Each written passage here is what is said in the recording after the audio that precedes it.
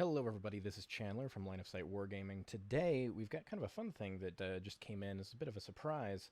Bellum Wargames, who makes the game Conquest, which we've been enjoying quite a bit lately, actually shipped us something that I was not expecting to get. So we're going to pop this open and take a look at it. So what this is a fairly sizable box. My hands are terrible reference, but this is a Dweghom Hellbringer Drake, which is one of the new monsters that has come out for Conquest. It's been in development for a pretty long time, from what I remember. And yeah, they actually got them out, and I was actually pretty excited to see it. It's a very cool model. I got to see one in person at the Las Vegas Open, which was very cool. And it's not small. What we're going to do is we're going to pop this open and just kind of show like what exactly comes in these big monster boxes. They're expensive. They're very kind of, big premium cool centerpiece models.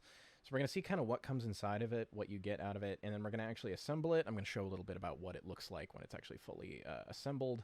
And at a later date, I'll probably get it painted and see about getting that posted up. I'll also be doing this alongside an article, which I will try to get posted as well, which is just going to talk a little bit about the assembly process and things like that. I don't feel like I need to do that via video. So what we're going to do is we're going to hop on here with this here box, and we're going to pop this open. So it came exactly like this in their extremely involved UPS packaging. They really pack these things tight with a lot of tape, but the actual box comes through just like this. So we've got the stand here. This is the full-sized, the largest base size currently that's available in Conquest. This is a singular thing. It's not like a regiment where you put a bunch of them together. It's just one big monster.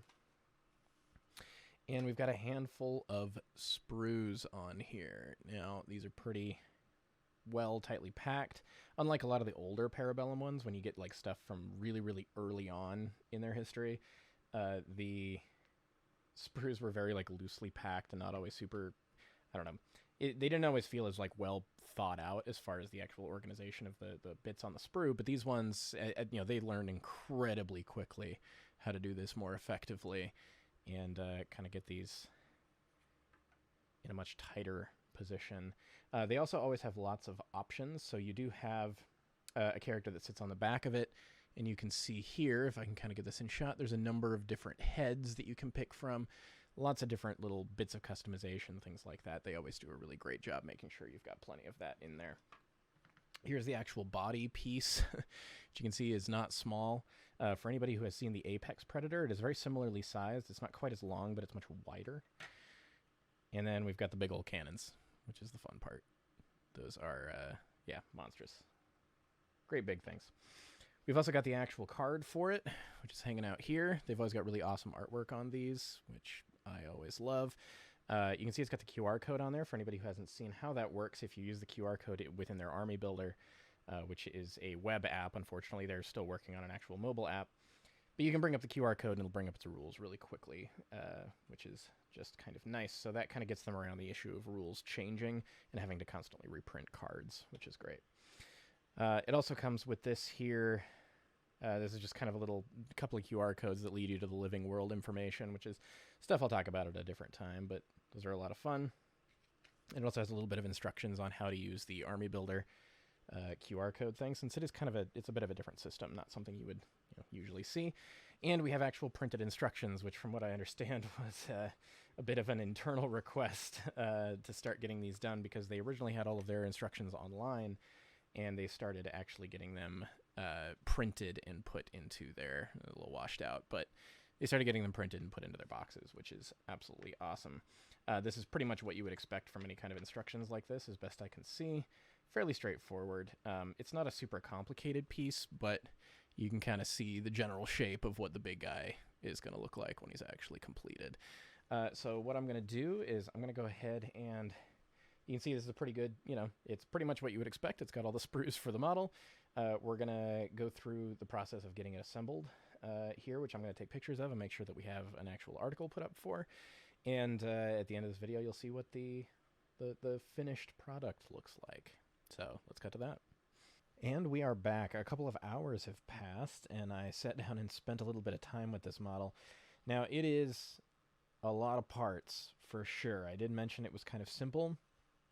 What I mean by that is that Nothing about this assembly is like super complex, and the instructions are very good. I'm going to be writing an article going over the assembly process where I'll have a few kind of tips and little things that I noticed that maybe just kind of as like feedback for the way that the instructions and stuff were designed and how the model is actually put together. But it's really pleasant to put together. This is definitely one of those kind of zen, space out and just work on sort of models. So I'm going to grab it. It is very freshly assembled, and my lighting is not the sexiest in the world, but we can kind of get a sense of what this thing is, and I'm going to show you something pretty cool to get a sense of the scale. Now, I did make one mistake on this model's assembly, in that anybody who's eagle-eyed will have already noticed it, is that I put together the cannons incorrectly, and there's this little nub here. So one of the cannons is not held on terribly well, and that's a mistake on my part that I'll mention in the article. That it's just a potential pitfall that I definitely fell into, even as somebody who has assembled many models. I just didn't pay enough attention, and I ended up messing it up slightly. But it's pretty minor in the long run. We're going to give this a nice rotation here. One thing that I do want to retract from what I said before, I thought that it gave you extra heads for the dwarves, because I saw there was like a bunch of heads. There's only the 3. I didn't totally remember what the model looked like. However, it does have 2 heads for the actual lizard body. I went with this one because I liked the sort of like rounded and eye-covered sort of forced into submission beast of burden look. I just thought that fit it very well, and I really liked it, but there is another head for it that I will show in the article. To get a sense of the scale of this thing, I wanted to bring another one of my favorite models out, one that I've had for a long time. And that is my Legion of Everblight Blightbringer. So if you want to see these two things together, it didn't totally dawn on me exactly how large this model was until I had them both sitting next to each other, and I was like, holy crap. It is big, right?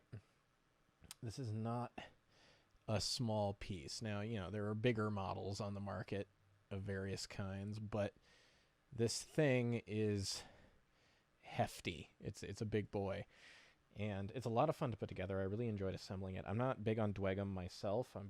It takes a lot for me to like dwarves in a lot of settings, but this model is absolutely amazing, and I'm really excited. I'm going to be getting it painted up.